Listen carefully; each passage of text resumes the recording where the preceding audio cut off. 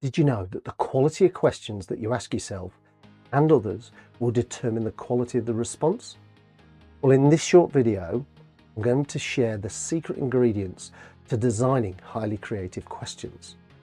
First though, what is a creative question and what makes them important? Creative questions are about unlocking ideas. All too often, when we reach for ideas, we have our go-to methods and people that we involve. Well, the world is changing so rapidly that the thinking can quickly become outdated, meaning our assumptions, otherwise known as our cognitive shortcuts, let us down. So to be more creative, we need to engage our imagination. And for that, we need to trick our brains into responding differently. Now, this technique requires practice, especially if you're the type of thinker who works in the world of definite and fixed parameters. So how do we better engage our creative brain? Well, there are many techniques, but in this video, we will focus on the design of the question. First, we need an opening, and we recommend using the classics, what, how, and who. Next, we need to add one of either could or might. And finally, we need to add possibly. Now, the arrangement can vary to suit your style, and the great benefit of this technique is that if a question doesn't work, you can redesign it and go again. Okay, so let's play this through an example. Firstly, what are we focused on?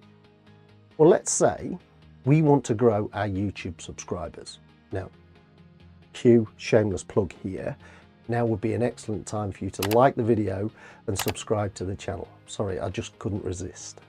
Okay, back to the video. Let's design our question. So one option might be, how could we possibly grow our YouTube channel? Does that work? Well, it kind of does, but we can do better. How could we possibly make our channel so good people will want to subscribe? Well, let's try another.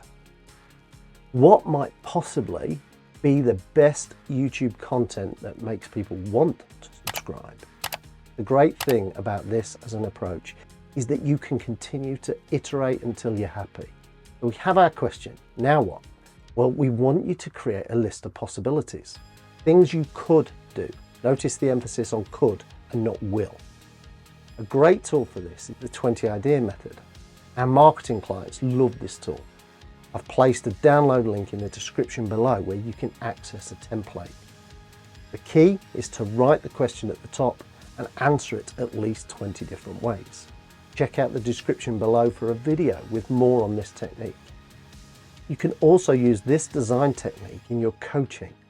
Frame the question in your head before you ask it and ensure the coachee has a pen and paper or some way of recording their thoughts.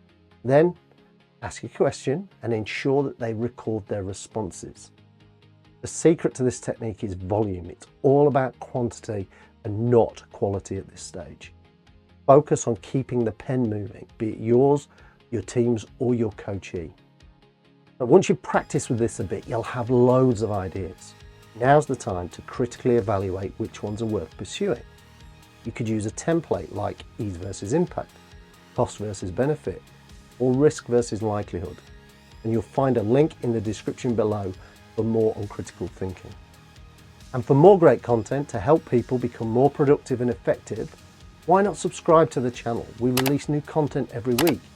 So check the bell to be notified when we release new content. Thanks for watching. We'll see you next time.